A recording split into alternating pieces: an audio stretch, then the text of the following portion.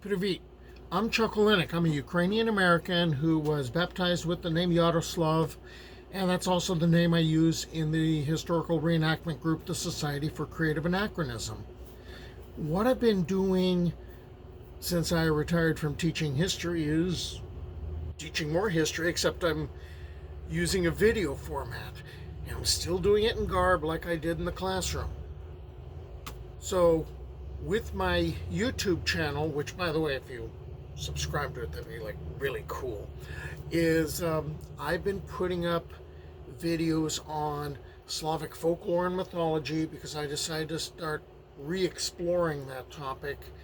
And then I started thinking about how I really had a hard time separating the history from the folklore. So I started covering the Rurik dynasty. So today we're going to get to Prince Volodymyr Monomakh. Volodymyr Monomakh, or Volodymyr I Vesvolodovich, was born in 1053, the son of Vesvolod Yaroslavich. He was named Monomakh after his mother, who was the daughter of the Byzantine Emperor Constantine Monomachus. Now, the name Monomachus carries the connotations of he who fights alone, and that can be pretty fitting for Volodymyr. While his father was alive, Volodymyr ruled the provinces or the principalities of Smolensk, like starting around 1057, and Chernihiv, basically 1078 to 1094. And he ended up leading 13 successful military campaigns in his father's name, because his father wasn't really good at war, so he kind of took over. And he participated in diplomatic missions. But there's going to be a lot more fighting after his father's passing. Not that the reigns after the passing of Yaroslav Mudry or Yaroslav the Wise were peaceful. The period of the Yaroslavichi triumvirate, while initially was one of cooperation between the three surviving brothers, Izyaslav, Sviatoslav, and Vesvolod, began with cooperation. It devolved into a fratricidal war. When Vesvolod was the last son of Yaroslav standing, he became the Grand Prince of Kiev and had his son administer Chernihiv. The last years of his reign were clouded by grave illness, however, and Volodymyr Monomakh presided over the government. But he's not going to inherit the title of Grand Prince or Veliki Knyaz right away. Not right away.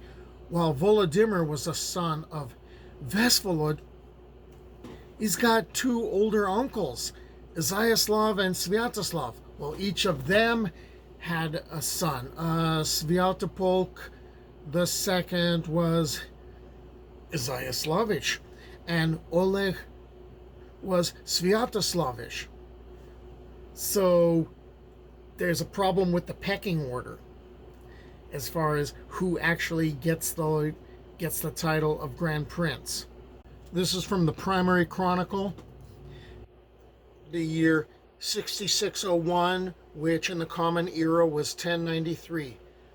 Vesvolod thus passed away quietly when his hour came, in the presence of Volodymyr and of Rostislav, his younger son, and rejoined his father, after he had ruled for 15 years in Kiev and a year each in Pereslavl and Chernihiv. Volodymyr now reflected that if he succeeded immediately to the throne of his father, he would become involved in hostilities with Sviatopolk, because the throne of Kiev had belonged to that prince's father. After thus taking thought, he summoned Sviatopolk from Turov, while he himself departed to Chernihiv and Rostislav to Pereslavl. When Easter was over and the week after Easter had passed, Sviatopolk arrived at Kiev on April 24th, the first Sunday after Easter.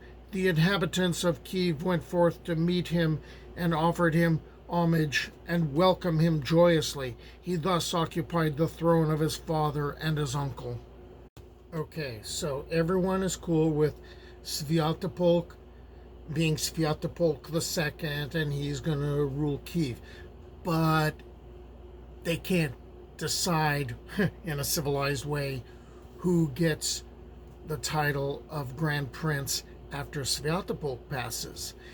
Would it be Oleg Sviatoslavich, or would it be Volodymyr Monomakh? And at first, Volodymyr is cooperating with his cousin Oleg and waging wars against other people on the steppes. But Volodymyr is ruling in Chernihiv.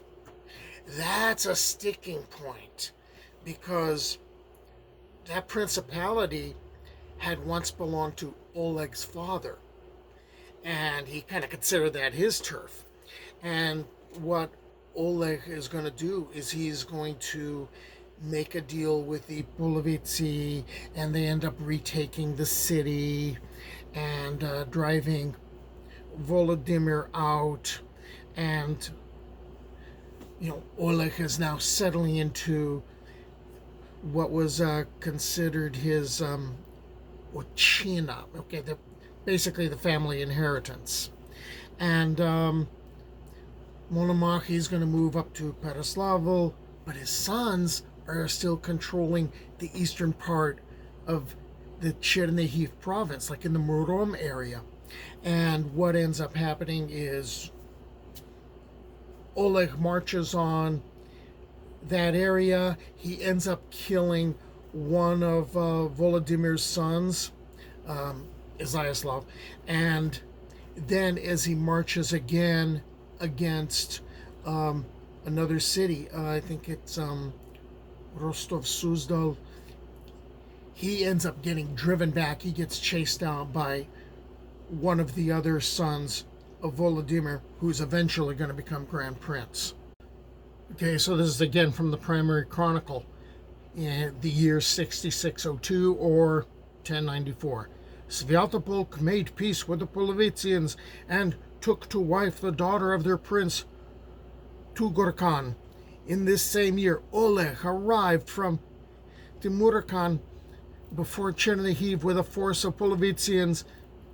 Volodymyr fortified himself in the city. Oleg then approached and burned the environs, including the monasteries. Volodymyr made peace with Oleg and departed from Chernihiv to occupy his father's throne in Peroslavl, while Oleg took possession of the city that had been his own father's. The Polovitians committed many depredations in the vicinity of Chernihiv, and Oleg made no attempt to restrain them for the reason that he himself had inspired their raids. This was in fact the third time that he had led a force of pagans to attack Rus. May God forgive him his sin, for many Christians were destroyed, while others were taken captive and scattered throughout the lands. So even though Volodymyr isn't the Veliki Knyaz in Kiev, the Grand Prince, he's still playing peacemaker as much as he can. He ends up initiating a Congress of Princes in 1097, the Lubeck Congress of Princes, and that one kind of settled things between Volodymyr and Oleg, and they were working out that order of succession still, the Rota system, and that was getting reformed. And he later organized the Vitichiv Congress of Princes in 1100, again more peacemaking stuff, and the Dolobsk Council of Princes in 1103, and that's where the three princes, Sviatopolk II and Oleg and Volodymyr, are agreeing, yeah, the Cumans are the bad guys. We ought to agree to attack them and, work together. After the death of Sviatopolk II, Izayaslavich, an event called the Kiev Uprising of 1113 took place.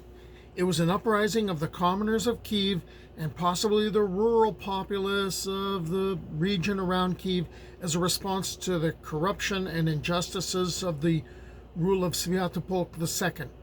The insurgents attacked and plundered Sviatopolk's officials and the local merchants and usurers. Many of them happen to be Jewish. And that the unrest is going to grow and that the monasteries and they themselves would be the next victims, the intimidated boyars of Kiev reached out and offered the throne to Prince Volodymyr Monomakh of Peroslavl, where he's going to end up ruling Kiev as Grand Prince Volodymyr II. All right, so Volodymyr's got to fix some problems. There was that big riot that ended up getting him on the throne of Kiev. Well, he's going to be ruling for 12 years. And during that time, he's going to introduce like a number of economic reforms and legal reforms. And he's going to be adding to this. All right. Yeah, the title says medieval Russian laws. This is basically the statutes of Yaroslav the Wise, or Yaroslav Mudry, right, the beginnings of the Ruskaya Pravda. Then there's what his sons added to it. All right. Well, now Volodymyr is going to add to this. And he is going to add protections to the lower classes. So he's going to improve the status of the Zakupis. The Zakupi were, it's like half free. They were peasants that temporarily were deprived of their freedom, so kind of like indentured servants. Well, he's going to improve their conditions, and that's going to actually sort of restrict the powers of the boyars. Hey, that's going to make him popular with the common people. He's also going to redefine the status of the cholope, or the slaves, and improve conditions for them, and ban usury, limiting to interest rates at something like 25% a year. So all this stuff is being added to the Ruskaya Pravda. Volodymyr is also going to write the Pucheni Dityam, instructions for my children, about 1117. And basically that is like with a letter to Oleg Sviatoslavich, the Prince of Chernihiv, the guy he's been having a lot of problems with. And the Pucheni is like an autobiographical work, and he's condemning the struggles of the princes, trying to kill each other. And he's promoting the idea of a unified state, and it's actually pretty classy as far as like the narrative voice is that of a courageous warrior and a wise and judicious leader, just trying to make peace. So these years of Volodymyr II's, or Volodymyr Monomach's reign, it's kind of like the last flowering or the last hurrah of ancient Rus. And then about 10 years after he passes, this all kind of goes, to pieces and gets torn apart. And in a way, it's kind of like the Renaissance that was taking place under the reign of Yaroslav the Wise. In Folklore, Volodymyr Monomakh gets merged with Saint Volodymyr, and they become a single figure. Prince Volodymyr Bright Sun, or Red Sun, the prince of the fairy tale version of Kiev, where he is wed to Apraxia and is surrounded by brave bogatiri, or heroes, like Ilya Muromets and Dobrynya Nikitich and Alyosha Popovich. The real-life Volodymyr was not wed to a Princess Apraxia. His first of 3 wives was Githa of Wessex, and she was the daughter of Harold Godwinson, otherwise Harold II, King of England, right? And, dies at Hastings in 1066. And that's according to Saxo Grammaticus. He was like a 13th century chronicler. And of the children that Volodymyr and Githa would have, 3 of them would go on to rule Kiev as Prince of Kiev. Of course, Kiev as an institution is kind of falling apart. and he's going to be the last prince to really rule over a unified state. And what's happening is now the regional clans and rulers there are all squabbling for power, and that's really fragmenting things. And because of this, you're going to end up seeing the Republic of Novgorod come out of this, and the Principality of Polotsk. They're kind of off or trying to do their own things, and in the north, Slavs are forming a territory that's going to become the foundation of the later, Moscow.